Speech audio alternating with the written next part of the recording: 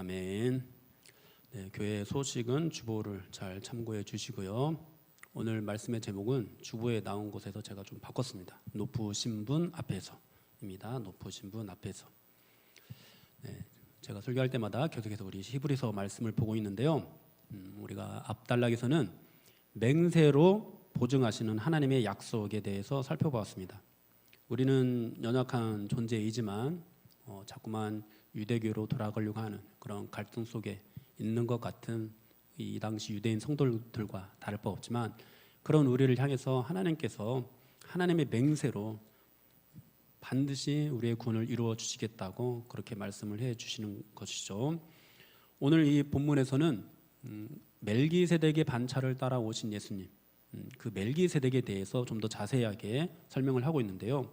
멜기세덱이 얼마나 높은 사람인가를 생각해 보라고 그렇게 말씀을 하고 있습니다. 결국 이 말씀은 예수님이 얼마나 높으신 분인가를 생각하라, 이런 뜻이 되겠죠.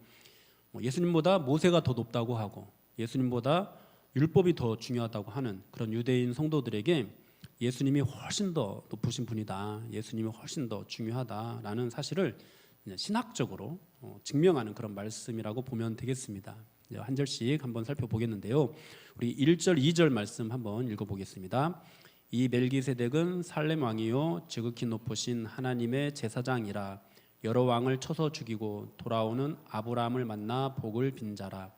아브라함이 모든 것의 10분의 1을 그에게 나누어 주니라. 그 이름을 해석하면 먼저는 의의 왕이요 그 다음은 살렘 왕이니 곧 평강의 왕이요. 아멘. 이 멜기세덱이 살렘 왕이고 지극히 높으신 하나님의 제사장이라고 그렇게 소개합니다. 이 멜기세덱에 대해서 창세기 14장에 나와 있죠. 아브라함이 그돌라오멜 왕을 중심으로 한 4개의 나라 연합군을 이기고 돌아올 때 아브라함을 축복한 사람입니다. 그는 일방적으로 아브라함에게 와서 아브라함을 축복했습니다.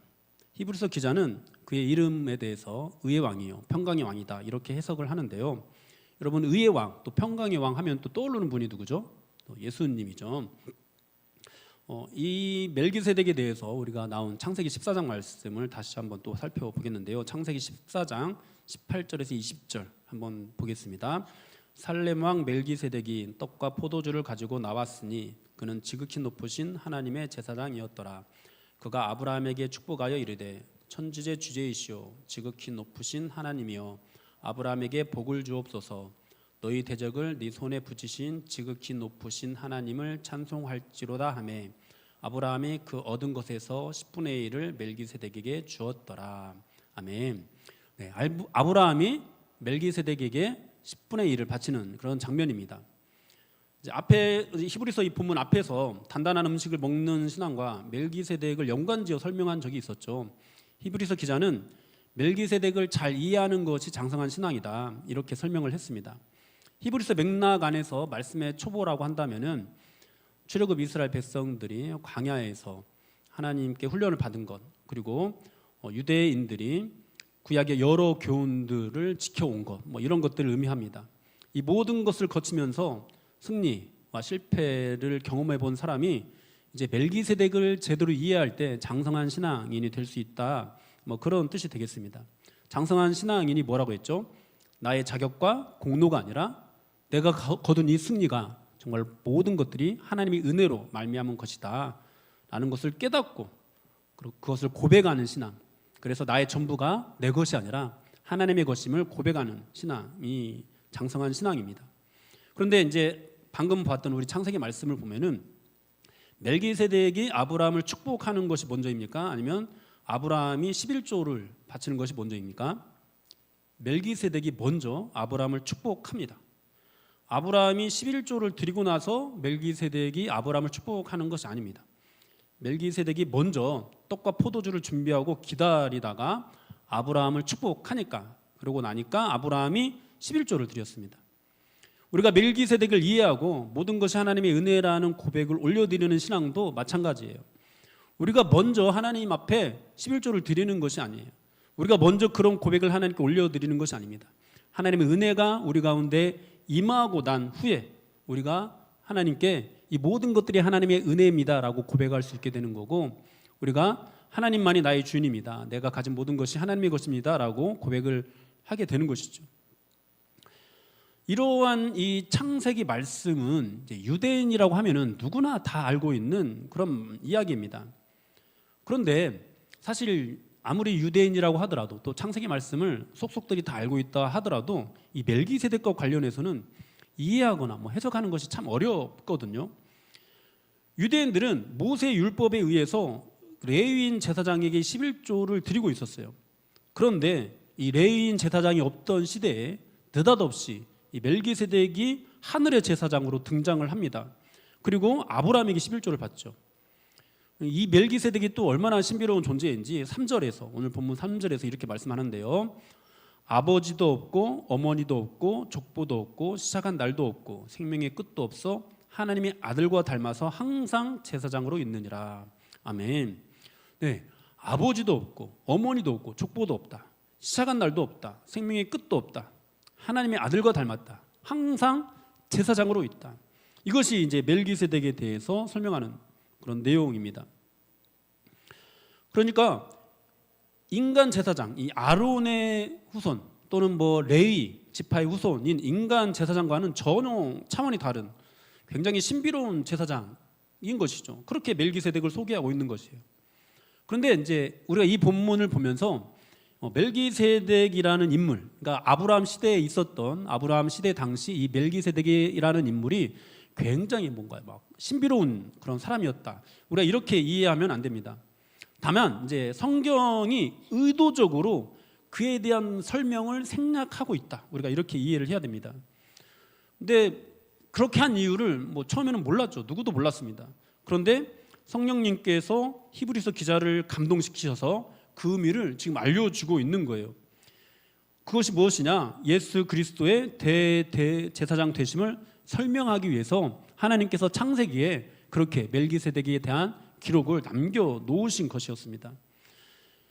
이 멜기세덱이 누구냐에 대한 설명을 하고 있는 것이 아니에요. 멜기세덱이 누구를 가리키냐라는 것들을 이 성경에서 보여주고 있을 뿐인 것이죠. 가리키는 분이 누구라고요? 바로 예수님이라는 거죠. 유대인들은 이 아론의 계보 또는 레위의 자손들인 인간 제사장만을 인정하지만 이미 성경에는 아브라함이 제사장으로 인정하는 그 인물이 있었다는 것입니다. 그리고 예수님이 바로 하나님께서 멜기세덱과 같은 방법으로 이 땅에 보내신 하늘의 대제사장이라는 것이죠. 그러니까 히브리서 기자가 하는 말을 정리하면 이렇습니다. 믿음의 조상 아브라함을 봐라. 그가 멜기세덱에게 11조를 드리고 축복을 받은 것이 아니라 축복을 받고 11조를 드리고 있다. 유대교에서 말하는 것처럼 11조를 드림으로 내가 복을 받았습니다 라고 말하는 것은 잘못된 신앙이다. 그러니까 유대교에서 하나님을 섬기는 방식으로 신앙생활을 하려고 하는 것을 그만두어라. 유대교로 돌아가려고 하지 마라. 아브라함이 멜기세덱에게 11조를 드리는 그 방식으로 우리가 신앙생활을 해야 된다. 그것이 바로 예수님을 믿는 것이다. 예수님을 통해서 하나님께 나아가는 것이다. 이 예수님 믿는 믿음에서 떠나가지 마라.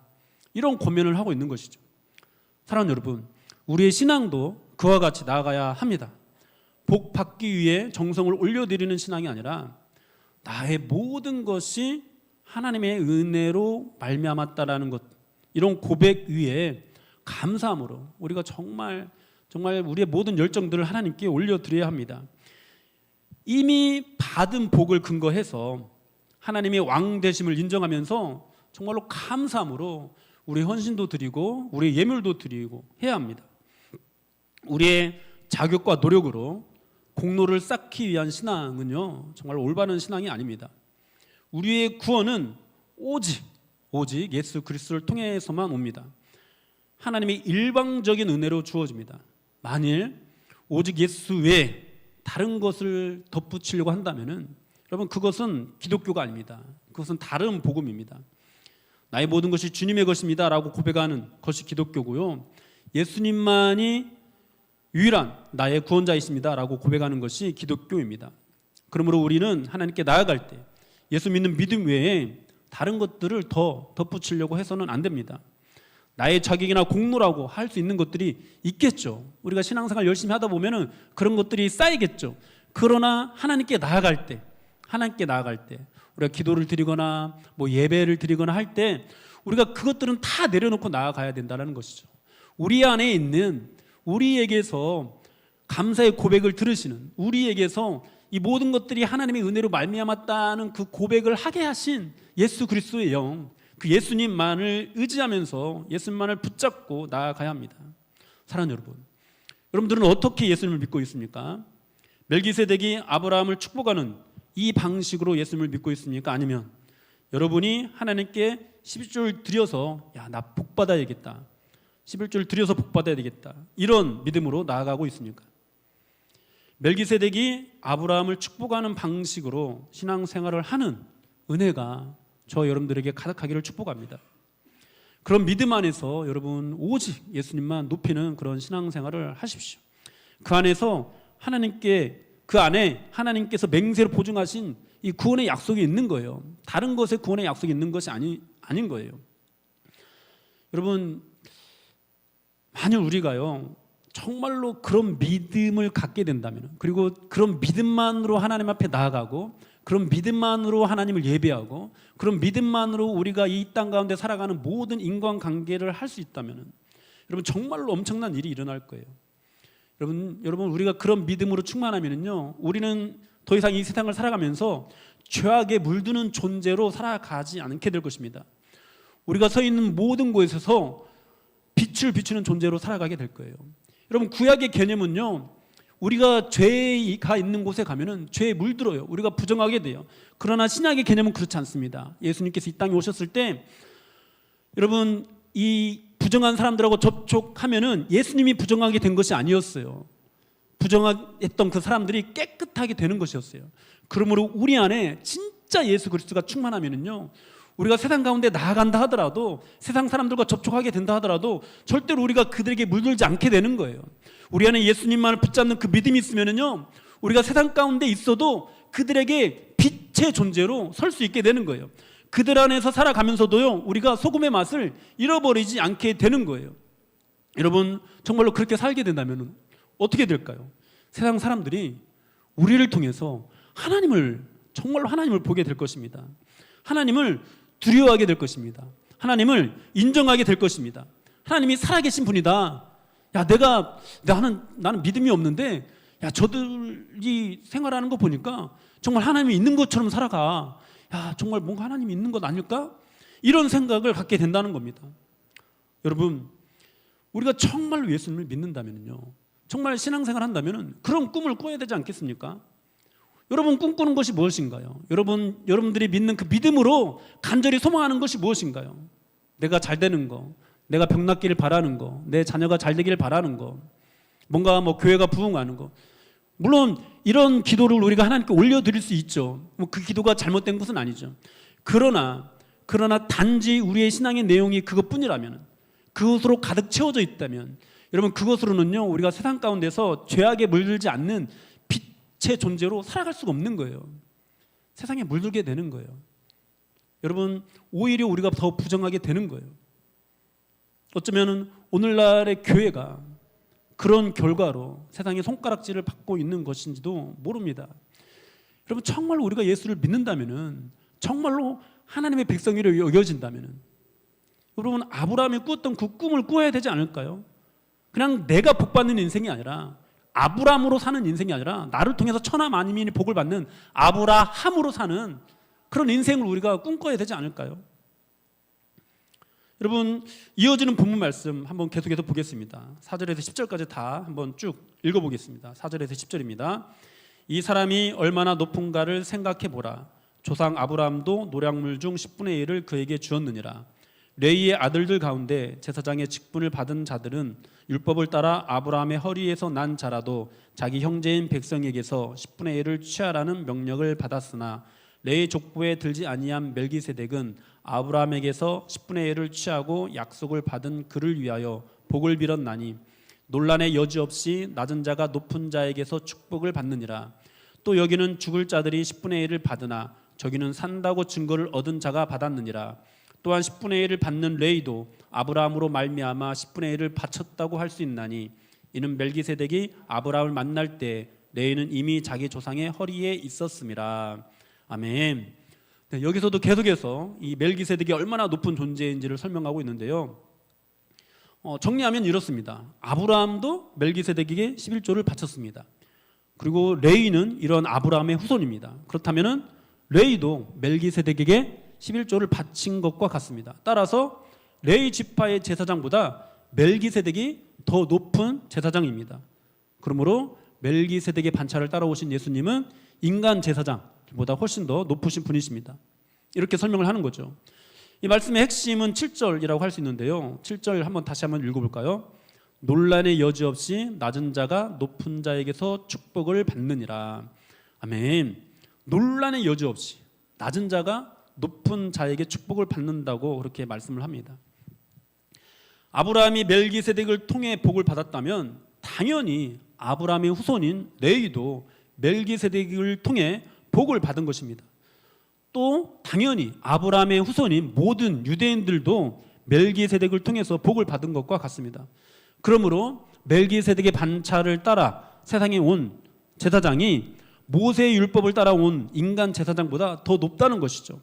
따라서 이 시대의 인간 제사장도 예수님을 통해서 복을 받는 것이고, 그러므로 이 모든 것들을 다 신학적으로 성경 안에서 다 찾아봐도 다시 유대교로 돌아가려고 하는, 다시 이 인간 제사장을 통해서 하나님께 11조를 드리려고 하는 이런 신앙은 잘못되었다는 겁니다.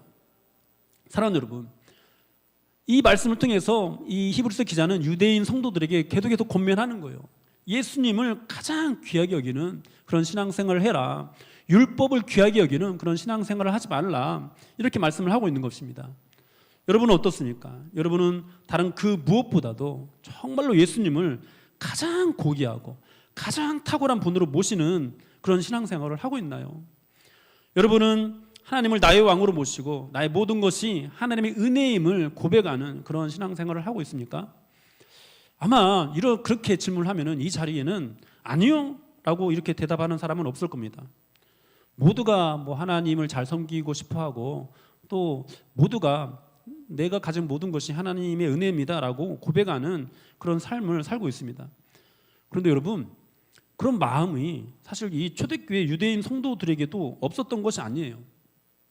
그들도 모두 하나님을 잘 섬기고 싶어 했습니다. 그들도 모두 메시아를 고대했고요.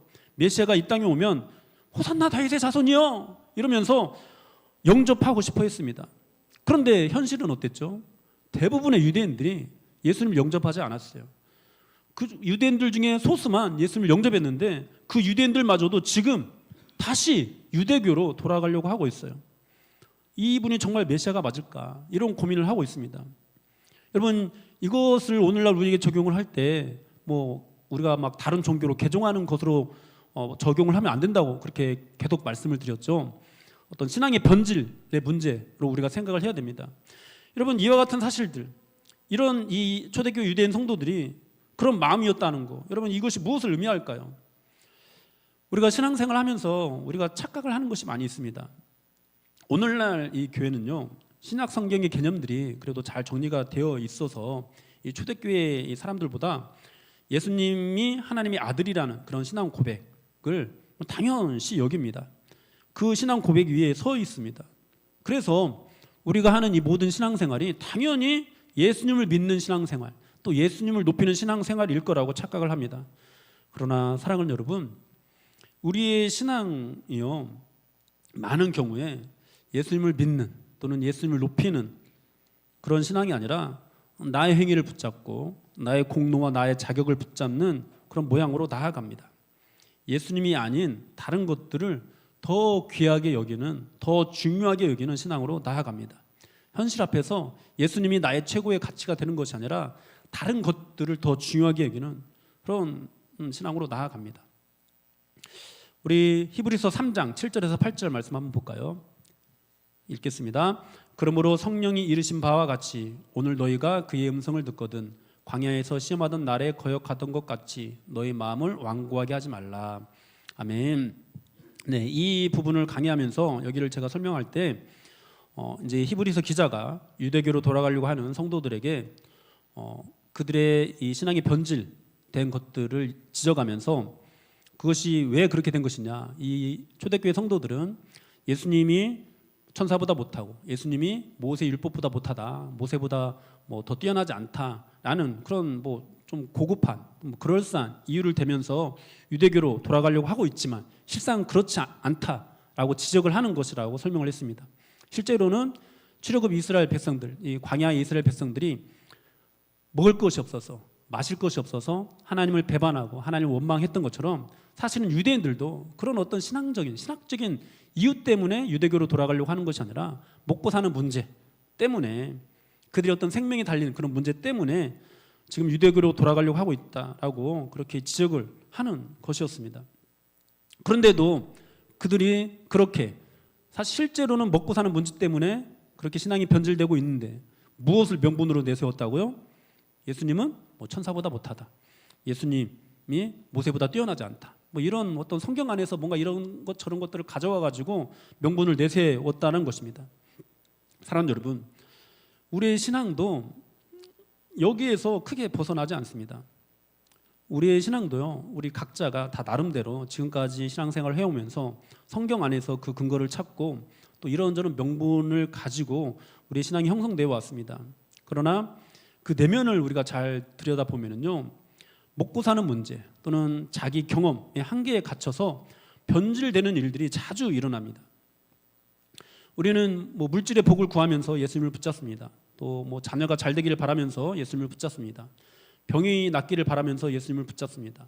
또는 우리의 명예나 사명을 위해서 예수님을 붙잡기도 합니다. 그러면서 이제 그 신앙이 그렇게 예수님을 의지하게 되고 그렇게 만난 예수님을 높이는 방향으로, 그렇게 만난 예수님만을 붙잡는 방향으로 나아가게 되면은 참 좋지만은 많은 경우에 예수님보다도 다른 것들이 더 강조되는 그런 방향으로 나아갑니다. 그렇게 나아가면서 자기의 그런 신앙에 대해서 이렇게 예수 믿는 것이 왜 나쁘냐, 성경에 이런 사람도 이렇게 예수 믿었다, 뭐 부흥하는 것이 왜 나쁘냐, 자라 성장해야 되는 것이 아니냐, 이러면서 다른 그 모든 것들은 다 뒤로 해버리는, 예수 믿고 잘 되는 것이 뭐가 나쁘냐 이러면서 정말로 제대로 예수 믿는 것들은 뒤로 하고 그 잘 되는 것만을 추구하는 그런 모습으로 나아갑니다. 성경에 나오는 여러 인물들이 이런 복을 받았지 않냐, 우리가 그런 복 받는 게 왜 나쁜 것이냐, 이렇게 여러 신학적인 또는 신앙적인 것을 명분으로 내세워서 포장합니다. 그럼 우리의 신앙도 너무도 쉽게 그렇게 병들어요. 그런 신앙을 지적하는 말씀이 있는데요, 고린도전서 1장 22절에서 24절 말씀 한번 보겠습니다. 같이 읽겠습니다. 유대인은 표적을 구하고 헬라인은 지혜를 찾으나 우리는 십자가에 못 박힌 그리스도를 전하니 유대인에게는 거리끼는 것이요 이방인에게는 미련한 것이로되 오직 부르심을 받은 자들에게는 유대인이나 헬라인이나 그리스도는 하나님의 능력이요 하나님의 지혜니라. 아멘. 네, 여기서 보면은 유대인은 표적을 구하고 헬라인은 지혜를 찾는다, 이렇게 말씀을 하죠. 여러분, 우리의 신앙이요, 표적을 구하는 신앙으로 흘러가는 경우가 굉장히 많습니다. 우리의 신앙이요, 지혜를 찾는 신앙으로 흘러가는 경우가 굉장히 많이 있습니다. 여러분, 이런 신앙은요, 결코 예수님을 높이는 신앙이 될 수가 없습니다. 많은 사람들이 신앙생활을 하면서 표적을 구합니다. 표적을 구한다는 것이 무엇이죠? 여러분, 이 이스라엘 백성들이 예수님께 어떻게 표적을 구했습니까? 네가 만일 하나님의 아들이라면 그것을 증명해 봐라, 이렇게 표적을 구했습니다. 여러분, 우리가 표적을 구한다는 것은 무엇입니까? 네가 정말 예수님을 제대로 믿고 있다면은 그걸 증명해 봐라, 네 신앙을 증명해 봐라. 무엇으로요? 눈에 보이는 것으로요. 부흥하는 것을 보여봐라, 네가 잘 되는 것을 보여봐라, 뭐 이렇게 말을 하는 것이죠. 뭐 부흥하든지 자녀가 잘 되든지 병이 낫든지 성공하든지 해야 된다고 말을 합니다. 이런 것들이 안 보이면 또 뭐라고 하죠? 야, 뭐 예수 믿는다고 그렇게 막 난리를 치더니만 여태 그 모양 그 꼴이냐, 이렇게 이제 말을 하는 겁니다. 어떤 사람은 또 자꾸만 지혜를 찾습니다. 여러분, 이 당시의 지혜는요, 영은 선하고 육은 악하다라고 하면서 모든 것을 이분법적으로 판단하는 그런 헬라 철학에 기반합니다. 여러분, 그리고 이런 헬라 철학이요, 오늘날의 우리의 어떤 가치관에도 뼛속 깊숙이 들어와 있습니다. 육신을 입고 이 땅에 오신 예수님이 천사보다 못하다고 하고 인간인 예수님이 하나님의 아들일 리 없다는 식의 말을 하는 것이죠. 뭐 예를 들면 영적인 것만 강조합니다.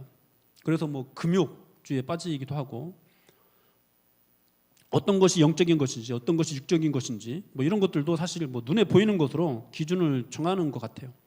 그러면서 뭐 금욕주의에 빠져서 세상과 단절하고 살아가는 사람들도 있습니다. 세상은 육적인 것이니까요. 어떤 사람은 기도만 강조합니다. 어떤 사람은 전도만 강조합니다.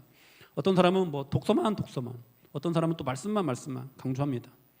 예수님처럼 죄인들 속에서 먹고 마시면 악하다고 그렇게 말합니다. 여러분 뭐 오해하지 마십시오. 제가 계속해서 히브리서 강의하면서 그런 설명을 드렸죠. 기도를 강조하는 것이 나쁜 것이 아니죠. 그죠? 그런데 기도만 강조하면 위험합니다. 말씀을 강조하는 것도 나쁜 것이 아니에요. 정말 좋은 거예요. 우리는 말씀을 강조해야 됩니다. 그러나 말씀만 강조하고 다른 모든 것들을 다 폄하해 버린다면 그것은 굉장히 위험합니다. 그런데 우리가 어떤 특정한 것에 막 은혜를 받고 어떤 특정한 것을 막 신비한 경험을 하고 나면은 황홀한 경험을 하고 나면은 마치 그것이 최고였냐 하면서 다른 것들을 깔아 뭉개는, 그래서 나는 우월하고 너는 좀 우월하지 않다, 저급하다, 이런 생각을 가지고 살아가는 것이죠. 이것이 지혜를 구하는 신앙생활입니다. 여러분 표적을 구하는 뭐 그런 신앙생활, 지혜를 찾는 신앙생활, 여러분 이것의 열매들이 뭔지 압니까? 각각 양극단이 있어요. 표적을 구하는 신앙은요, 뭐 누군가를 비난하고 정죄하거나 아니면 누군가를 굉장히 부러워하면서 그 사람을 우상화해서 막 사람에게 막 맹종하는 그런 신앙으로 나아갑니다. 지혜를 구하는 신앙은요, 지나치게 자기 혐오에 빠지거나 아니면 뭐 우월의식, 선민의식에 빠지게 됩니다. 사랑하는 여러분, 예수님을 붙잡지 않게 되면 그렇게 되는 거예요. 예수님을 붙잡지 않는 신앙이 아니라 어떤 율법주의 또는 공로주의 이런 것에 빠지면, 예수님이 아닌 다른 것들을 더 강조하는 신앙생활을 하면 그렇게 되는 거예요. 여러분은 누군가를 비난하고 정죄하는 것을 멈추십시오. 누군가를 부러워하면서 나도 그 사람처럼 복받고 싶다, 여러분 그런 생각을 멈추십시오. 또한 지나친 자기 혐오나 자기 비하에서 빠져나오십시오. 여러분은 그렇게 하찮은 존재가 아닙니다. 내가 누구보다도 우월하다는 선민의식에서도 빠져나오십시오. 영적인 우월감으로 내가 쟤보단 낫지 이런 생각들도 하지 마십시오. 여러분 우리는 그렇게 대단한 존재가 아닙니다. 다른 사람과 뭐 그렇게 크게 다른 그런 존재가 아닙니다.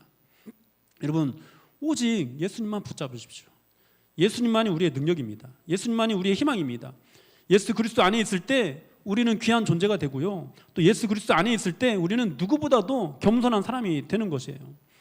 우리 7절 말씀 다시 한번 읽어볼까요? 7절 말씀입니다. 논란의 여지 없이 낮은 자가 높은 자에게서 축복을 받느니라. 아멘. 여러분 이 말씀은요, 우리에게 이렇게 묻고 있는 거예요. 너는 지금 누구 앞에 서 있느냐? 너는 무엇을 자랑하느냐? 논란의 여지 없이 우리는 가장 고귀하고 가장 탁월하신 예수님 앞에 서야 합니다. 예수 그리스도만을 자랑해야 됩니다. 여러분 우리의 진정한 능력은요, 예수 그리스도를 통해서만 나옵니다. 다른 것을 통해서 나오지 않습니다. 여러분 제가 지금까지 신앙생활하면서 이것은 정말 잘못된 가르침이었다라고 말을 하는 거, 제가 여러 차례 우리 성도들 앞에서도 아마 말을 한 적이 있는 것 같고, 제가 청년들에게도 그런 말을 하는데요. 어떤 말이냐면은 예수 믿고 잘 돼야 하나님께 영광이 된다. 여러분 이것은요 새빨간 거짓말입니다. 절대 그렇지 않습니다. 예수 믿고 잘 되는 것이 하나님께 영광이 된다고요? 영광이 되는 경우도 있겠죠. 그러나 그것이 절대적으로 하나님 영광이다라고 말할 수 없습니다. 여러분 예수 믿고 잘 된 사람이 초대교회에 얼마나 있었습니까? 여러분 초대교회는요 예수 믿고 잘 된 사람이 거의 없었어요. 근데 오늘날에는 교회 다니는 사람 중에 잘 된 사람이 굉장히 많이 있습니다. 그러면은 그 예수 믿고 잘 되는 것이 정말 하나님께 영광이고 그것이 능력이라면은 한번 대답해 보십시오. 초대교회가 더 능력이 있습니까? 아니면 오늘날 교회가 더 능력이 있습니까? 여러분 오늘날 교회가 능력이 있다고 말하는 사람 아무도 없을 거예요. 초대교회가 훨씬 더 큰 능력이 있었어요. 그들은 오늘날 우리처럼 가진 것이 없었어요. 그들 중에 예수 믿고 잘 되는 사람이 없었어요. 그런데도 훨씬 더 큰 능력을 가지고 있었습니다. 예수 믿고 잘 되는 것이 여러분 하나님께 영광이 되는 것이 아니에요. 예수 똑바로 믿는 것이 하나님께 영광이 되는 겁니다. 여러분 예수를 제대로 믿는 것이 진짜 능력인 거예요. 여러분 교회 안에 성공한 사람이 없어도 교회 안에 뭐 돈 많이 가진 사람이 없어도 예수를 제대로 믿고 있다면요, 그 시대에 가장 가난하고 연약한 사람들을 감동시킵니다. 그 시대에 로마 황실의 이 권력을 가지고 있는 사람들도 무너뜨립니다. 그런데 아무리 가진 것을 많이 있어도, 아무리 성공한 사람이 많이 있어도 예수 그리스도가 없으면은 절대 가난하고 연약한 자들을 감동시키지 못합니다. 절대 이 시대에 어떤 로마 황실과 같은 그런 권력들을 무릎 꿇게 하지 못합니다. 사랑하는 여러분, 여러분의 신앙은 다른 그 무엇보다도 예수 그리스도가 여러분의 최고의 가치가 되고 있습니까? 여러분은 예수님을 믿는 방식으로 지금 복을 구하고 있습니까? 아니면 유대교로 돌아가는 방식으로 복을 구하고 있습니까? 여러분은 세상이 그 어떤 표적보다 십자가에 죽으신 예수님이 가장 사랑스러우신가요? 가장 본받고 싶은가요? 가장 막 좀 내가 동경하는 그런 분인가요? 세상에 그 어떤 지혜를 얻는 것보다도 예수님처럼 되는 것을 가장 사모하나요? 여러분, 지금 당장 그렇게 되라는 게 아니에요. 지금 당장 그렇게 되라는 건 아니지만은, 또 나는 그런 능력도 없지만은, 야, 정말 나 그렇게 되고 싶다. 나도 그런 능력을 나타내고 싶다. 그럼 이런 마음을 갖고 있나요? 여러분, 사람이요, 정말로 사랑하게 되면 그렇게 되거든요. 저는 축구를 굉장히 좋아합니다. 동네에서 조기 축구하고 있습니다. 근데 동네에서 조기 축구하는 저도요, 손흥민처럼 축구 잘하고 싶어요. 손흥민처럼. 여러분, 우리가 진짜 제대로 예수를 믿는 것이 맞다면은, 진짜 우리가 믿는 것이 예수님 맞다면은, 우리가 뭐 프리미어리그 이런 데서 뛰는 그런 선수들처럼 되지 못한다는 걸 알지만 그렇게 되고 싶은 그런 것들을 동경하게 되는 거예요. 정말로 예수님 믿는다면은요, 예수님이 정말로 나의 구원자라고 고백한 것이 진심이라면은요, 여러분, 우리는요 그런 예수님을 동경하게 되고 사랑하게 되는 거예요. 예수님이 나에게 복을 주실 때만 예수님을 사랑하는 것이 아니라 걸어가신 예수님, 모든 죄를 미워하시고 죄를 심판하시는 그 하나님, 그 하나님이 사랑스러워지는 거예요. 여러분, 하나님은 우리가 쌓은 신앙이 아니라 하나님께서 우리를 위해 이루신 구원을 자랑하는 믿음 갖기를 원하십니다. 여러분, 부디 이 예수 그리스도 앞에서 더 나은 내가 되려고 하는 그런 시도를 하지 마십시오. 더 작아지는 여러분이 되십시오. 그래서 초대교회가 그랬던 것처럼 우리도 정말 오직 예수님만을 붙잡는 믿음으로 이 시대에 가장 가난하고 연약한 사람들에게 감동을 주는, 우리 교회에 찾아오는, 우리 교회에 출석하는 가장 연약하고 가난한 사람들에게 감동을 주는, 그리고 또 이 시대에 로마 황실과 같은 그런 권력을 가진 사람이 있다면은 그들까지도 무릎 꿇게 하는 그런 능력 있는 교회, 여러분, 그런 교회를 꿈꿔야 되지 않을까요? 그냥 내가 가진 어떤 열심, 기도 많이 하는 것으로, 11조 많이 하는 것으로 복받아서 내가 잘 돼서 그것으로 교회 섬기고, 그것으로 선교하고, 그것으로 뭔가 더 봉사하고, 그것으로 많은 사람 돕고, 이 정도 꿈이 아니라 그런 거 말고 그냥 그 예수님 자체, 날 것, 이것을 정말 막 맛있게 막 만들어서가 아니라 그냥 날 것으로 예수님 내 안에 새겨서 그 예수님 믿음으로 내가 이 아브라함처럼 처음에는 11조를 바치는 믿음이었지만 나중에는 독자 이삭까지 자라나게 하는 그 약속 위에 서서 내 믿음도 독자 이삭을 바치기까지 자라나기를 소망하는, 아이고, 독자 이삭 바치는 그런 삶은 특별한 사람이나 사는 거야. 목사님이나 그렇게 살면 되지, 나까지 그렇게 살 필요 있어. 그게 아니라 초대교회처럼 모든 그리스도인이 그런 삶을 꿈꾸는, 그런 삶을 사모하는, 그런 삶 사는 것 자체를 복으로 여기는, 여러분, 그런 믿음, 그렇게 예수님만을 붙잡는 그런 믿음이 우리 안에 충만해지기를 예수님의 이름으로 축복합니다. 우리 같이 찬양하고 기도합시다.